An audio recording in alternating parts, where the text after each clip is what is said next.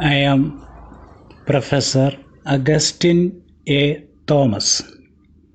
This is a talk on Shakespeare's Macbeth. In fact, it is part of a series of 4 talks on Shakespearean tragedy. The first lecture was on King Lear, the second on Othello, the third on Hamlet, and this one on Macbeth. These talks have been delivered for Saphalam 55 plus Pala, and I may be permitted to express my gratitude to its president, Advocate George C. Kappen, its secretary, Mr. Abdullah Khan, and all its enlightened members for giving me a cheerful audience. Now, there is a request from many quarters that a similar presentation may be done on Antony and Cleopatra also. The request is accepted, and it will happen next week as the 5th one in the series. Now, we shall come to Macbeth. Of all Shakespeare's tragedies, Macbeth seems to be the one which has received a pride of place in the minds of so many readers. Also, it is a play wherein the hero and heroine have got almost equal stature. Perhaps it is the only Shakespearean drama in which the heroine has no name. Here Shakespeare calls the heroine as Lady Macbeth only. Macbeth and Lady Macbeth dominate the whole play. The workings and vicissitudes of their mind, its rise and fall, and the catastrophe are the main points of interest in Macbeth.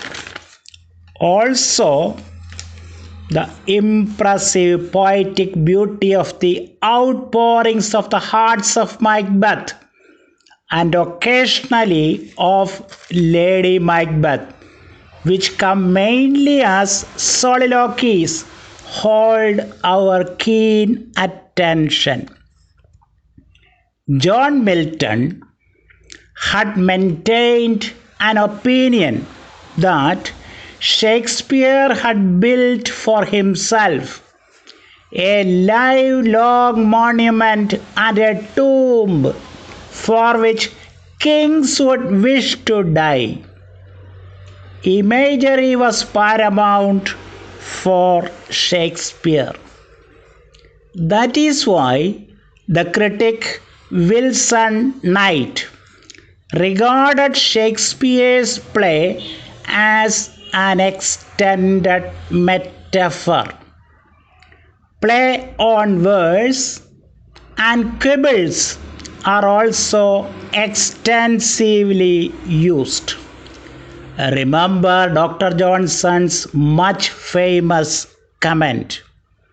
A quibble in Shakespeare was a fatal Cleopatra for which he lost the world and was content to lose it.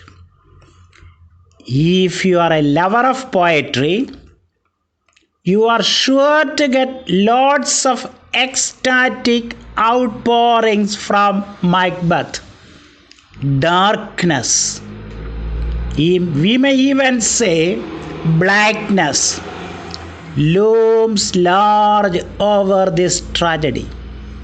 According to A.C. Bradley, Macbeth is the most vehement, the most concentrated, perhaps we may say the most tremendous of Shakespeare's tragedies. This drama is to be especially noted for four aspects. The first is the supernatural element. The second is the fanciful dream content. The third is the clever use of dramatic irony. And the fourth is the element of horror as its keynote. Anyone going through this drama will have to remain enthralled and many times bewitchingly captivated by the soaring sweetness of its poetic diction, of imagery, and also by the appalling sequence of events. So, we will start the presentation of the play by quoting a few lines which Macbeth spoke. In Act 5, Scene 5, when he was being confronted with problems and issues and threats, before the crippling force of which he had become utterly helpless. These famous and oft quoted lines are thus: tomorrow and tomorrow and tomorrow creeps in this petty pace from day to day, to the last syllable of recorded time, and all our yesterdays have lighted fools the way to dusty death. Out, out, brief candle. Life is but a walking shadow, a poor player that struts and frets his hour upon the stage, and then he is heard no more. It is a tale told by an idiot, full of sound and fury, signifying nothing. Yes, this drama is asking the big existential question whether life is a tale told by an idiot, full of sound and fury, signifying nothing. We see in many of Shakespeare's dramas, including Macbeth and King Lear, the word nothing, assuming gigantic dimensions. One may recall a famous Malayalam nostalgic poem from the gifted O.N.V. Kurup, who uses a Malayalam word Verude many times in one of his poems. The truth is that in his hands the word Verude is not Verude at all. It is loaded with meanings, with denotations and connotations. Here, with our Bard of Avon also, what Macbeth realizes at the far end of the play is a great revelation. Why all this strutting and fretting during the course of our life, which is like a brief candle that can get extinguished any moment?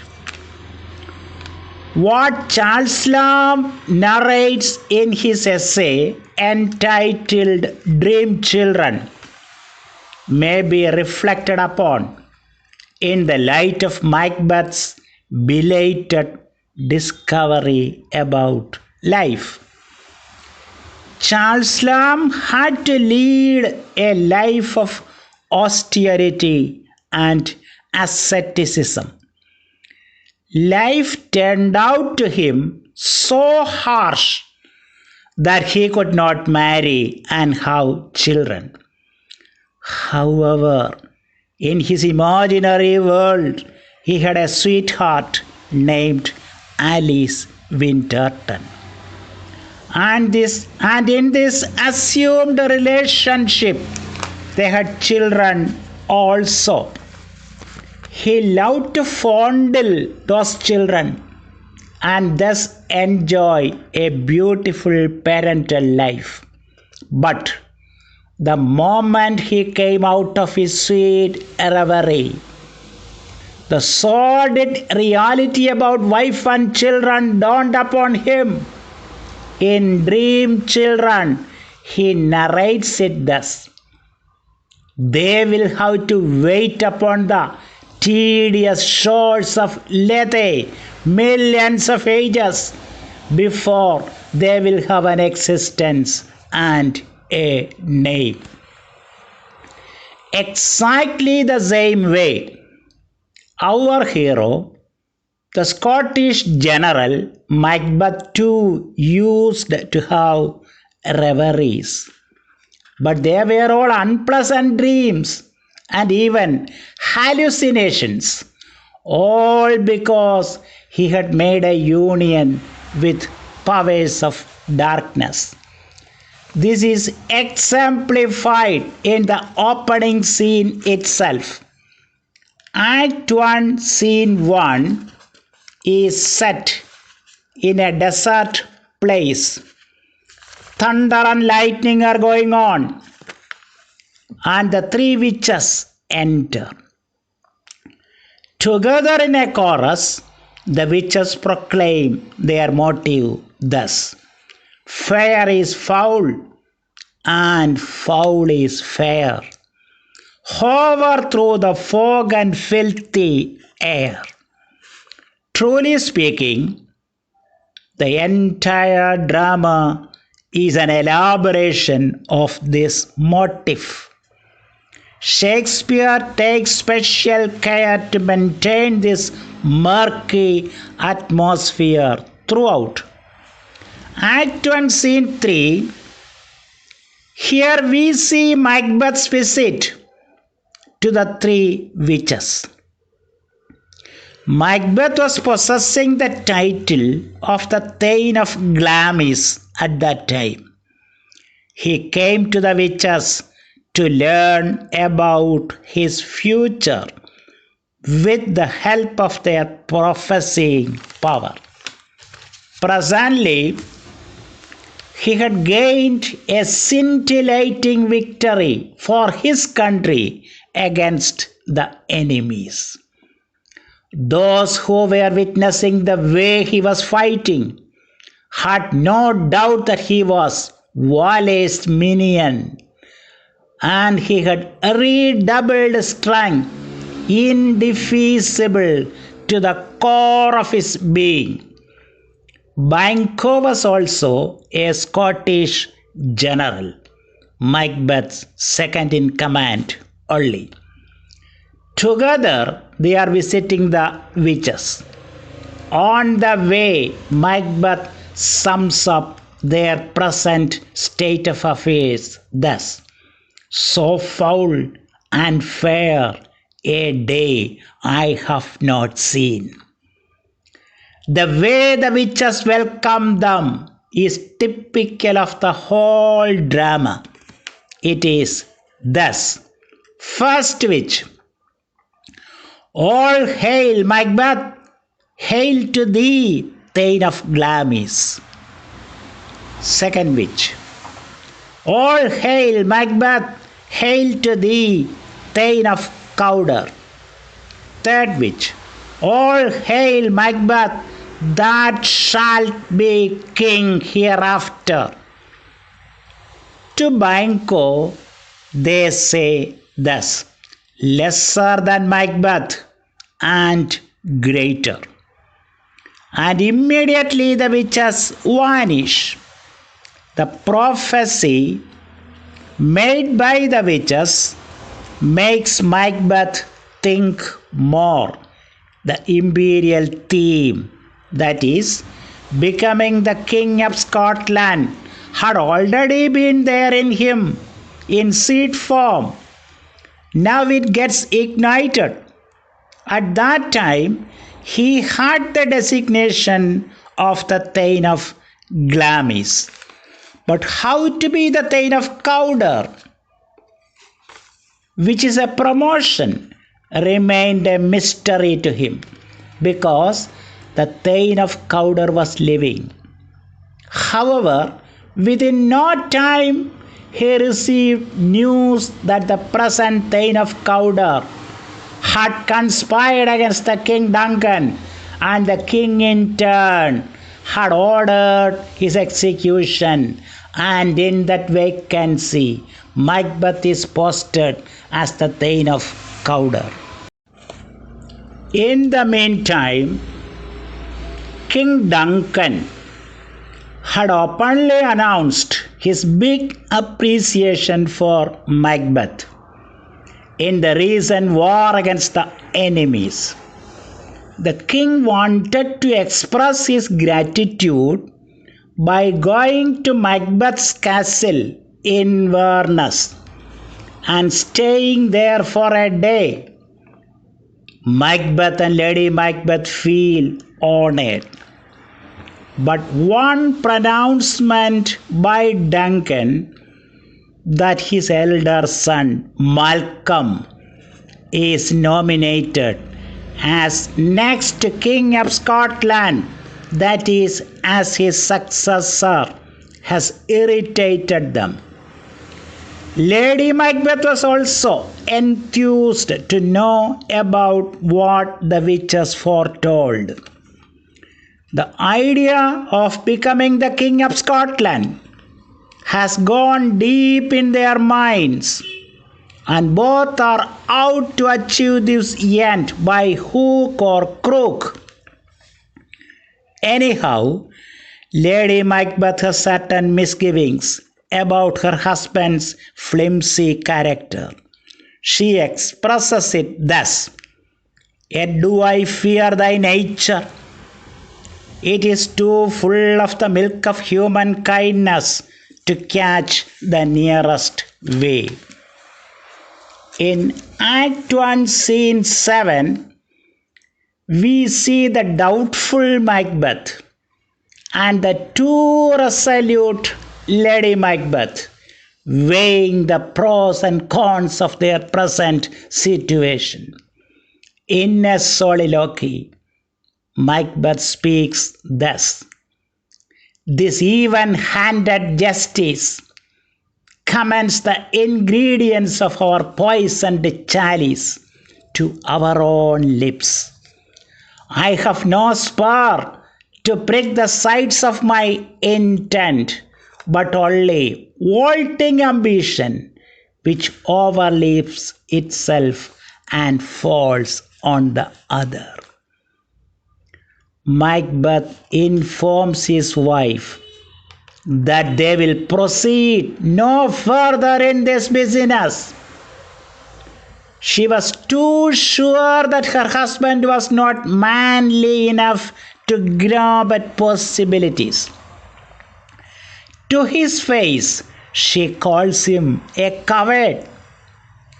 Seeing that he is not in a mood to rise up to the occasion, she makes a cutting declaration thus: "I have given suck and know how tender it is to love the baby that milks me.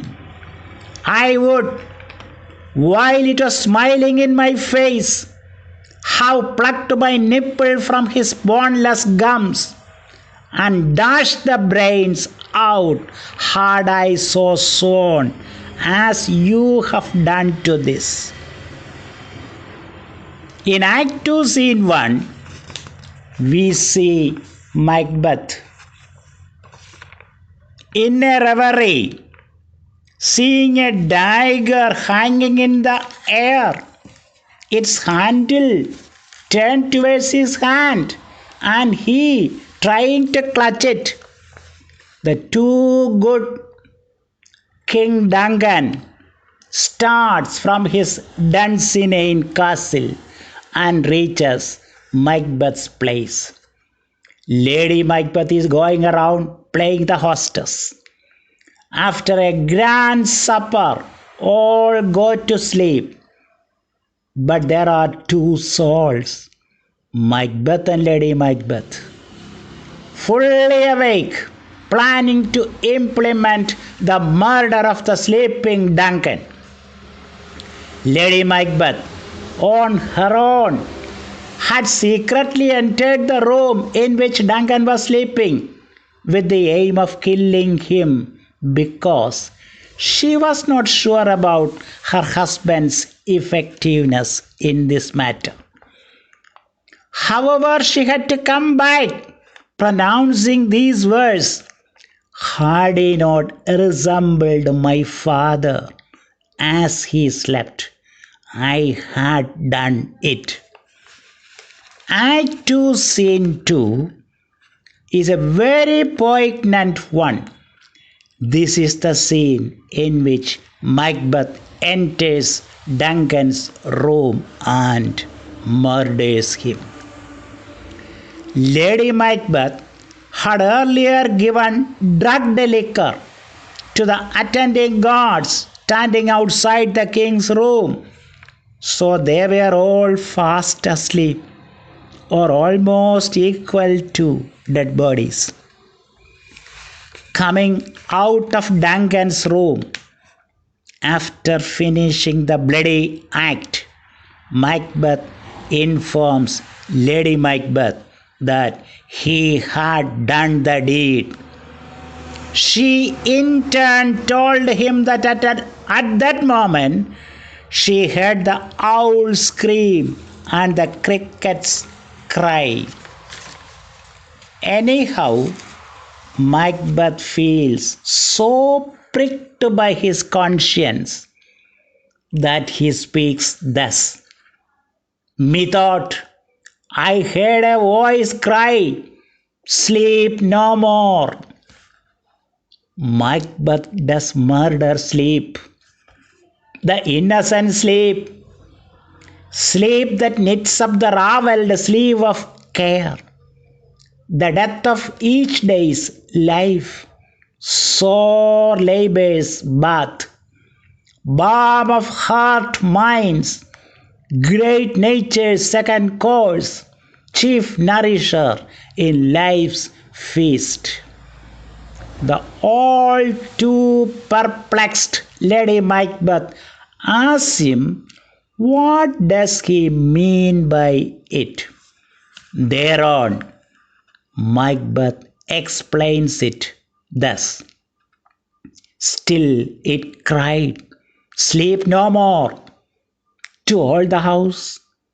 Glamis hath murdered sleep, and therefore Cawdor shall sleep no more. Macbeth shall sleep no more." Macbeth had come out with the blood-smeared dagger in hand. His wife asked him to get some water, wash this filthy sign from his hand, and again go inside and smear the sleeping groom's bodies with blood. To this, Macbeth stated categorically that he will go no more. He is afraid even to think about what he had done. Lady Macbeth was sure that he was infirm of purpose, and so she herself dares to go inside and spill Duncan's blood over the watch and ward. Instantly, Macbeth hears a knocking from somewhere. Thereupon, he exclaims thus, "Whence is that knocking? How is it with me when every noise appalls me? What hands are here? Ha! They pluck out mine eyes. Will all great Neptune's ocean wash this blood clean from my hand? No, this my hand will rather the multitudinous seas incarnadine, making the green one red. Lady Macbeth re-enters after finishing her task, which she treats as a casual and careless thing. She declares thus, a little water clears us of this deed. Act 2, Scene 3 is known as the Porter Scene. Great disturbances and perturbations are seen happening in the nearby environment. Even birds and animals produce unnatural sounds. It seems as if the earth and the heavens experience sensations of foulness. This event is quite unlike what Shakespeare himself pictures in the drama Julius Caesar. When beggars die, no comets are seen. Here it is as if even the heavenly bodies feel touched and pained. As the blood-chilling news of King Duncan's assassination comes out, the king's two sons, Malcolm and Donalbain, suspect that even their lives are not safe in Scotland, and hence Malcolm runs away to England and Donalbain to Ireland. It is the nobleman Macduff who is the first person to see the dead body of Duncan on the following morning. When Macduff makes this horror-stricken announcement, instantly Macbeth goes inside in a pretended fury and murders the two soldiers, indicating that they might have done this dirty deed. Next happens the coronation of Macbeth as the king. He also accuses that Duncan's two sons had run out of the country, and in all probability they are responsible for what may be called parricide, that is, killing their own father. The witches had prophesied to Banquo that he shall be father to a line of kings. Macbeth knew it, and he ponders over the outcome. His act would be meaningless if the crown goes to some other lineage after his period. So Macbeth arranges two professional murderers to do away with Banquo and also his son Fleance that night itself. The new king has arranged a solemn supper that night to which he has invited all the nobles. In Act 3, Scene 2, we see a very different Macbeth and Lady Macbeth. Their minds are loaded with the stain of sin. There is even a feeling of guilt in their dialogues. Lady Macbeth tells her husband thus, "Note is had, all is spent. Where our desire is got without content, it is safer to be that which we destroy than by destruction dwell in doubtful joy. Things without all remedy should be without regard. What is done is done. To this, Macbeth adds thus: we have scorched the snake, not killed it. She will close and be herself.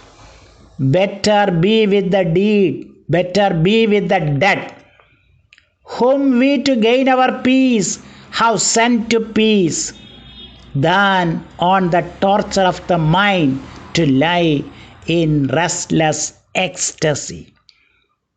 Duncan is in his grave after life's fitful fever. He sleeps well. Treason has done his worst. Exactly. It is a great realization dawned upon Macbeth. He is clear that after life's fitful fever, Duncan sleeps well in his grave.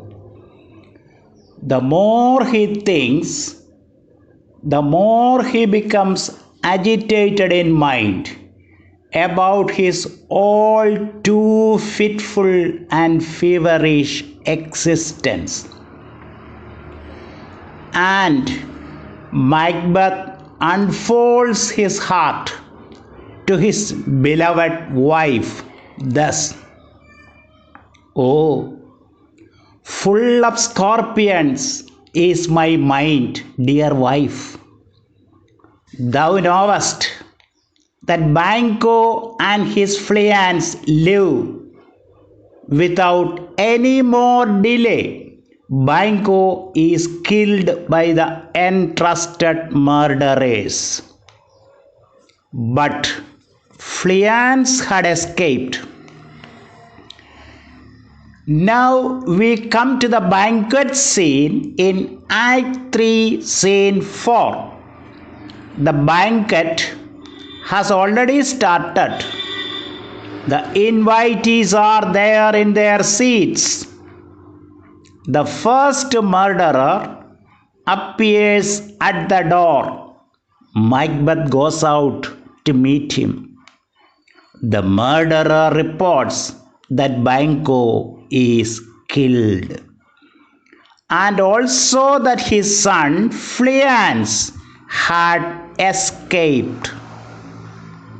Hearing this, Macbeth exclaims thus: "Then comes my fit again.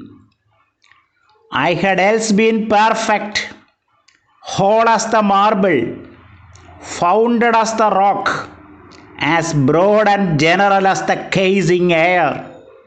But now I am cabined, cribbed, confined, bound in to saucy doubts and fears. When he reaches back, the lords invite him to sit on the throne of the king. When he is about to sit down, he himself sees a harrowing sight. The ghost of Banquo enters and sits in his place. The guests are remaining stupefied. They don't understand what is happening there. Macbeth seems to enter into some sort of a conversation with some real person whom they are not able to see at all. Here Lady Macbeth cleverly intervenes and tells the lords that His Majesty used to have some kind of a fit but it is momentary only, and all will be well soon. Then she cajoles her husband to put in some sort of normalcy. But again Macbeth sees the ghost re-entering. This time he speaks out harshly to the ghost. Thus the party ends in abrupt turmoil.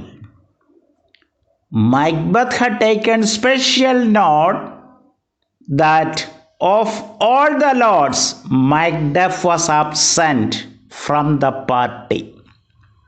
In Act 4, Scene 1, we see Macbeth again visiting the witches. This time, his purpose is to ascertain what course he should take to make his kingship perennial. What the spirits told him is narrated as such here. First apparition: Macbeth, Macbeth, Macbeth, beware of Macduff. Second apparition: be bloody, bold, and resolute.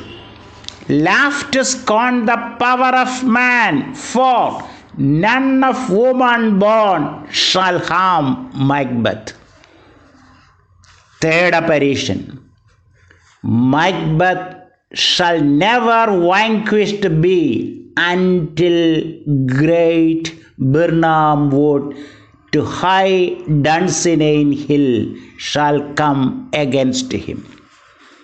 Shortly, Macbeth receives news that Macduff is fled to England. Thereupon, he gives orders to seize upon Macduff's house and murder his wife, babies, and all unfortunate souls that come in his lineage. In the next scene, we see Malcolm and Macduff, who are in England, discussing what course of action they should take to liberate Scotland from the tyranny of Macbeth. Malcolm says thus: angels are bright still, though the brightest fell. I think our country sings beneath the yoke. It weeps, it bleeds, and each new day a gash is added to her wounds. He ensures support from the English king. Old Seward is ready to accompany his forces with 10,000 warlike men. Now, Macduff receives the blood-chilling news that his castle was surprised and all that could be found were butchered. Act 5, Scene 1 is the famous sleepwalking scene, what psychologists term as somnambulism is happening here. A doctor of physic and the gentlewoman attending on Lady Macbeth are seen engaged in a conversation. Please listen in Shakespeare's own words. Gentlewoman, I have seen her rise from her bed, throw her nightgown upon her, unlock her closet, take forth paper, fold it, write upon it, read it, afterwards seal it, and again return to bed. Yet all this while in a most fast sleep. Doctor. A great perturbation in nature. To receive at once the benefit of sleep and do the effects of watching. In this slumbery agitation, besides her walking and other actual performances, what at any time have you heard her say? Gentlewoman. Lo, you, here she comes. Enter Lady Macbeth with a taper. This is her very guise, and upon my life, fast asleep. Observe her, stand close. Doctor. You see, her eyes are open. Gentlewoman, aye, but their sense is shut. Doctor. What is it she does now? Look how she rubs her hands. Gentlewoman, it is an accustomed action with her to seem thus washing her hands. I have known her continue in this a quarter of an hour. Lady Macbeth. Yet here is a spot. Doctor. Hark! She speaks. I will set down what comes from her to satisfy my remembrance the more strongly. Lady Macbeth. Out, damned spot! Out, I say. 1, 2. Why? Then it is time to do it. Hell is murky. Fie, my lord, fie, a soldier and afeard. What need we fear? Who knows it? When none can call our power to account. Yet, who would have thought the old man to have had so much blood in him? Doctor. Do you mark that? Lady Macbeth. The Thane of Fife had a wife. Where is she now? What? Will these hands never be clean? No more of that, my lord, no more of that. You mar all with this starting. Doctor. Go to. You have known what you should not. Gentlewoman. She has spoke what she should not. I am sure of that. Heaven knows what she has known. Lady Macbeth. Here is the smell of the blood still. All the perfumes of Arabia will not sweeten this little hand. Oh. Doctor. What a sigh is there. The heart is sorely charged. Gentlewoman, I would not have such a heart in my bosom for the dignity of the whole body. Doctor, this disease is beyond my practice. Yet, I have known those which have walked in their sleep, who have died holily in their beds. Lady Macbeth. Wash your hands. Put on your nightgown. Look not so pale. I tell you yet again, Banquet is buried. He cannot come out of his grave. Doctor. Even so. Lady Macbeth. To bed.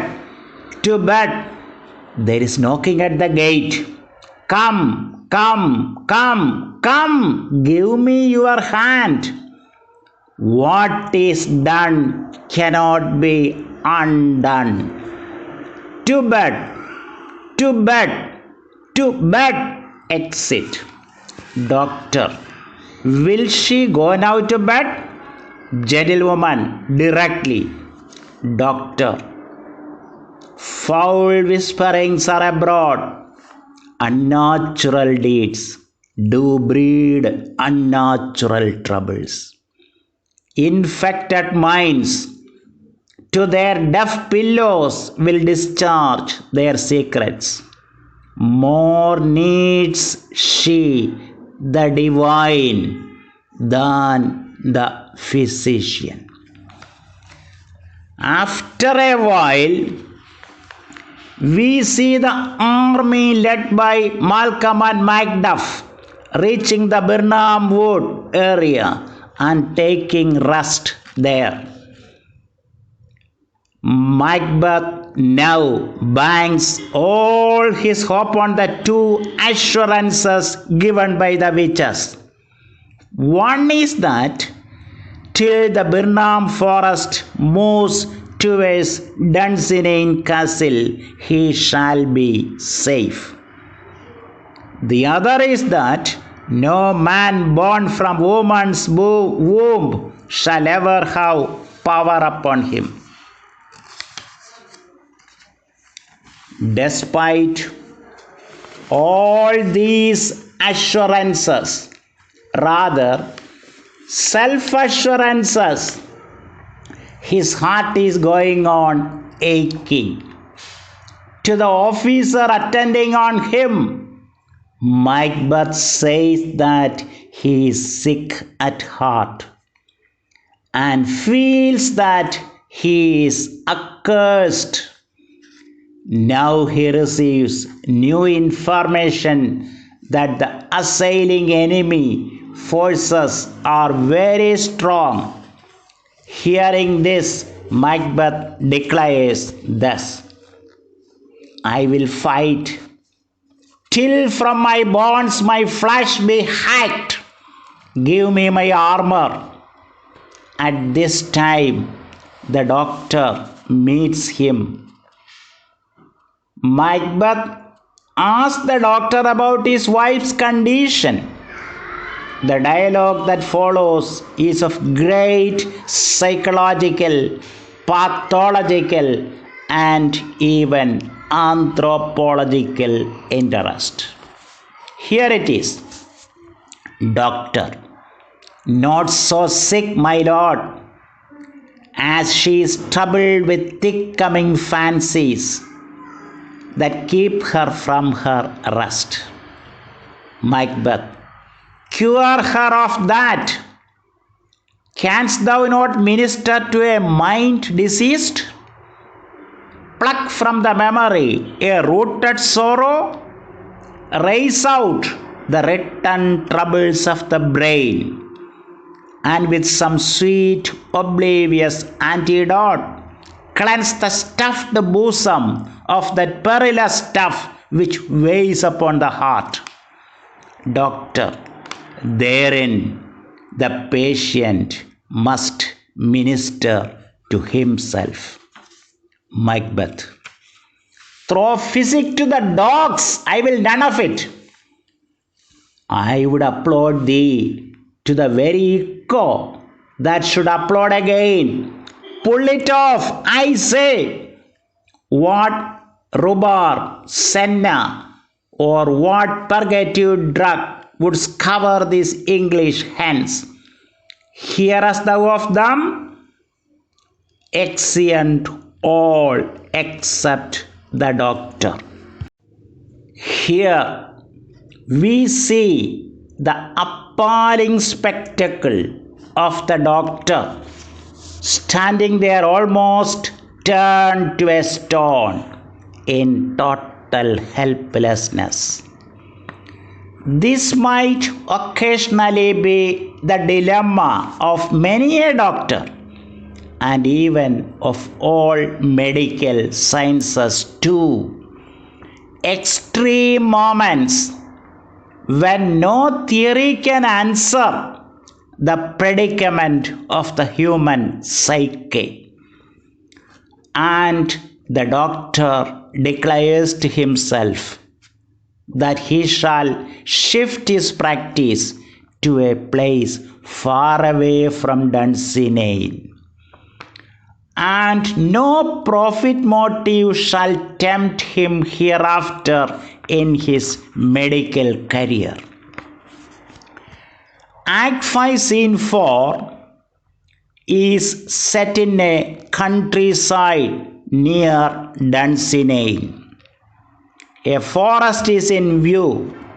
Malcolm, Macbeth, old Seward, young Seward, and lots of nobles and soldiers are seen marching forward. They decide to cut down branches of the trees to Birnam Wood and thereby camouflage their strength manifold. Act 5, Scene 5 is set inside Macbeth's Dunsinane palace. He can hear the cry of women within. Upon this, he exclaims thus: I have supped full with horror, direness, familiar to my slaughterous thoughts, cannot once start me. This is the moment when his officer enters and informs him about the death of Lady Macbeth. The King of Scotland, the unvanquishable Macbeth, is so preoccupied with the thoughts of his own very survival that he pities himself and says thus: she would have died hereafter. There would have been a time for such a word. Tomorrow, and tomorrow, and tomorrow creeps in this petty pace from day to day to the last syllable of recorded time. And all our star days have lighted fools the way to dusty death. Out, out, brief candle. Life is but a walking shadow, a poor player that struts and frets his hour upon the stage and then is heard no more. It is a tale told by an idiot, full of sound and fury, signifying nothing. Now, a messenger enters and reports thus: as I did stand my watch upon the hill, I looked toward Birna, and anon methought the wood began to move. Hereupon Macbeth reacts thus: I begin to doubt the equivocation of the fiend that lies like truth. Fear not till Birnam Wood do come to Dunsinane.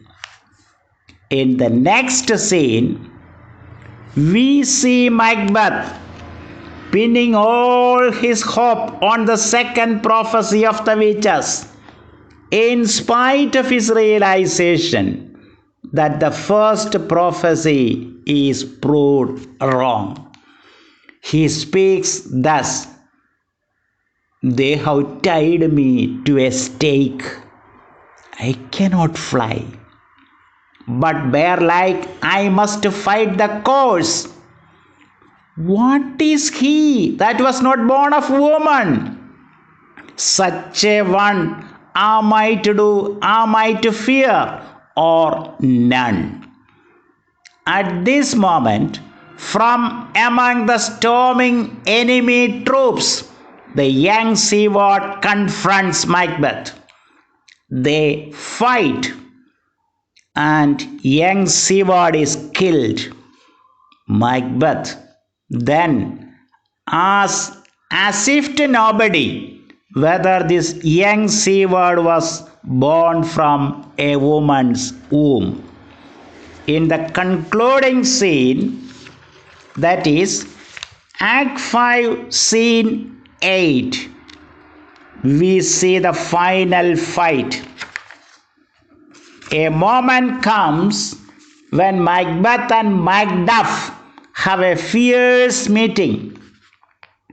Macbeth bluntly tells Macduff that he bears a charmed life and that no man born of woman can defeat him. To this, Macduff replies thus, despair thy charm, and let the angel whom thou still hast sought tell thee, Macduff was from his mother's womb untimely ripped. This news that Macduff did not come to earth as a baby through the normal process of delivery, but through a cesarean only, unnerves the great Macbeth completely. They engage in a single combat. At the end of the fight, Macduff is seen re-entering, holding the cut-off head of Macbeth in his hands. Led by Macduff, they all hail Malcolm as the next King of Scotland, and the drama ends there. At any rate, Macbeth is a great drama. Great in the sense its design is so big and it pictures the fall of an extraordinary human being, gifted with soaring imaginative skills. Macbeth was too impractical to be effective, and conversely, the less imaginative Lady Macbeth was in a way over practical. These are the major traits of their tragic ending. In a way, the drama Macbeth can even be said to be Shakespeare's crowning achievement. Shakespeare lived in a period when the ancient Greek drama was there as a model before him. Great Greek playwrights like Sophocles, Euripides, and Aristophanes had created certain types with wide appeal. However, Shakespeare chose to differ from the Greek dramatists, and he cut out a very different passage which has really ensured for him a spacious seat as perhaps the greatest dramatist of the world. Thank you.